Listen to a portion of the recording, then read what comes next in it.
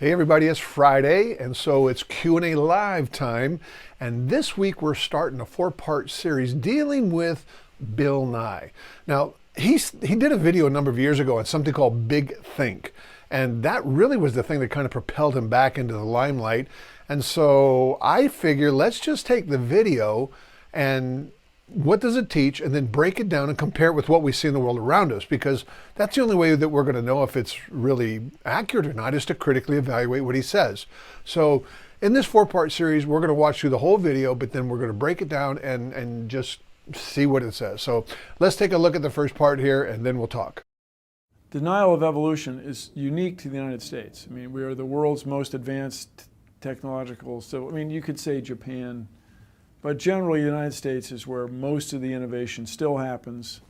People still move to the United States. And that's largely because of the intellectual capital we have, the general understanding of science. When you have a portion of the population that doesn't believe in that, it holds everybody back, really. Okay, so you heard what he said there, right? Take a listen again. When you have a portion of the population that doesn't believe in that, it holds everybody back.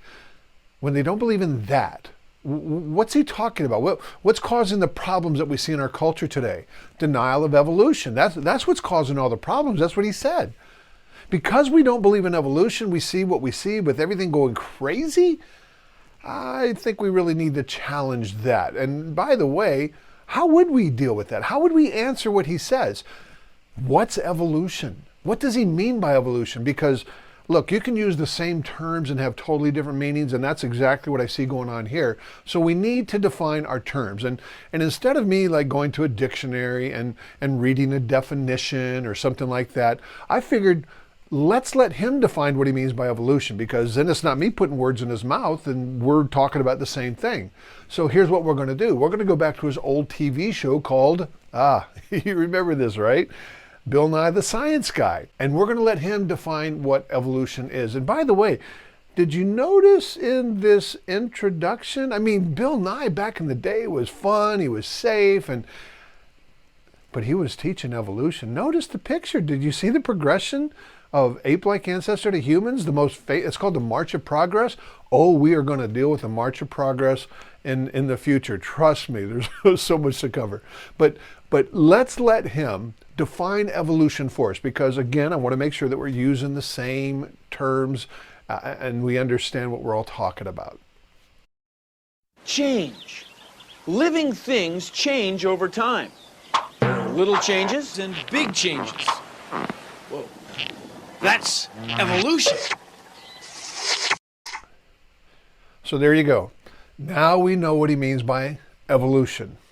Change. Look, let's be honest here. Do I believe that things change over time? Absolutely. When I look in the mirror today, I look totally different than I did when I got married about 100 pounds ago. I don't count years anymore. I look a whole lot different. Things have absolutely changed over time. But is that mechanism going to explain how you can get nothing to turn into something, which then turns into an amoeba, which turns into a worm, to grow legs, to crawl out of the land, to become an amphibian, to turn into a rat, You hear what I'm saying to you? Those two mechanisms aren't the same. His definition of evolution is change over time, which I can't argue with, but we have to see if that mechanism will give us what we see in the world around us today. So let him flesh it out even more. How do those changes work? How do they cause one thing to turn into another thing? Let's go back to a show and take a listen. So take a look at this. It's a picture of my parents, and I'm going to make a photocopy of it. Now watch. See, the copy looks just like the original, but not exactly like it. There are some small differences, because there's some small changes that happen every time you make a copy. The same thing happens when living things make copies of themselves, like when they have children. See, the children of living things are always different from their parents, but not completely different. I mean, they're related. They have the same genes. So here we go. How do these changes work? How does it turn one thing into another thing? Well, very simple. You start off with the original, You make a copy of the original, and the copy is a little bit different than the original, and then you make a copy of a copy, and that's a little bit different from the copy that's different from the original. And over millions of years, man, you get all these changes, and there you go. Are you hearing this? Are you following this? Let me let him go one more time and listen carefully. So you and I are the product of billions of years of tiny changes to our DNA. They happen every time living things make copies of themselves. Like every time we have children, when your grandparents had your parents, and when your parents had you. This process of change is called evolution. It's the reason we all look the way we look.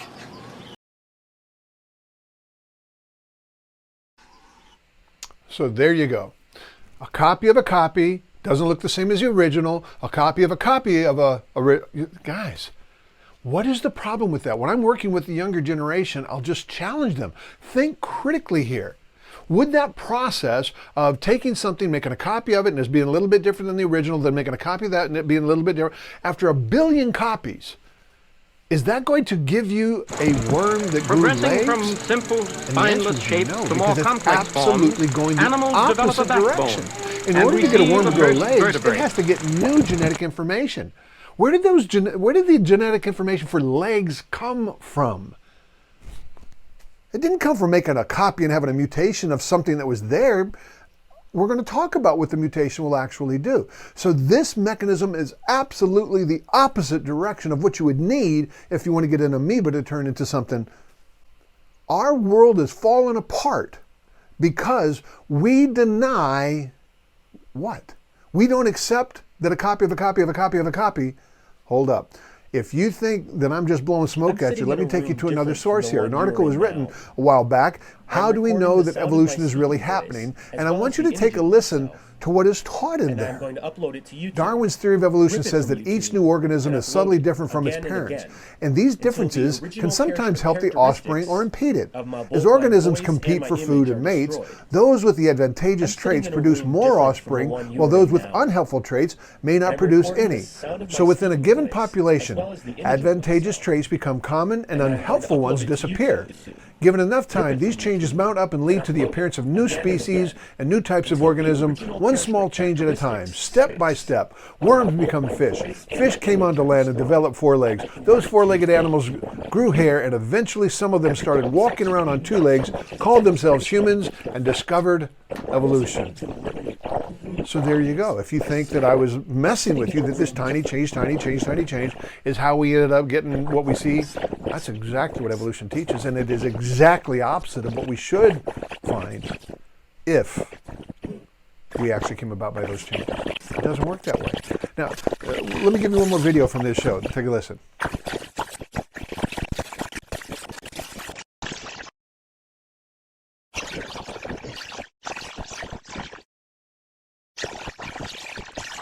Okay, so mutation takes something that doesn't have the information for a backbone, oh my goodness, which is complex. I mean, not just a bone, not just a backbone. Think of the whole mechanism around the bone that makes it work. The tendons, the nerves, all of this stuff. So you get a mutation, and that causes a spineless thing to turn into a spine thing. How? Let me take you to a guy he's not a Christian. And take a listen to what he says about mutations. Will a mutation add genetic information? Don't trust me. I'm just a regular guy. Take a listen to what Lee Spetner had to say. Not even one mutation has been observed that adds a little information to the genome. This is an expert on this, and he's telling us that there's not one mutation that he's ever observed that can take something and add genetic information to turn it into something else. Not one. He continues on. All point mutations that have been studied on the molecular level turn out to reduce the genetic information and not increase it. So what you see with mutation is not adding genetic information, it's actually reducing it. We're going to follow that up even more. But I want you to see this video, because I thought this video was like a perfect illustration on what mutation will accomplish. A gentleman made a video put it up online, downloaded it, put it back up online, and I want you to see, this is what mutation will do. And I just couldn't think of a more visual illustration than this. So take a look at this video.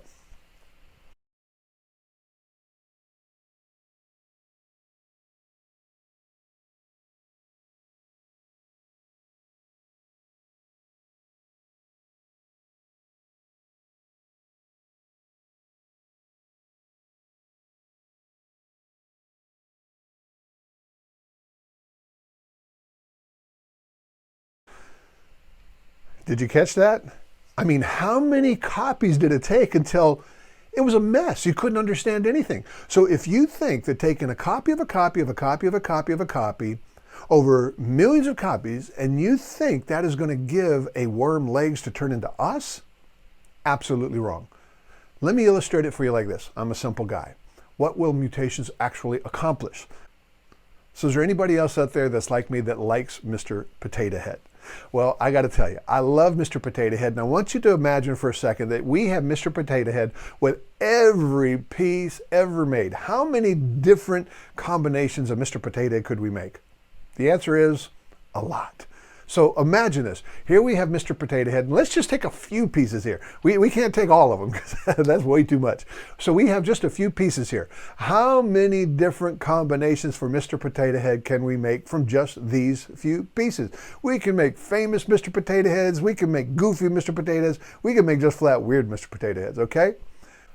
But now we have our pieces, and now we have mutations. What will mutations accomplish?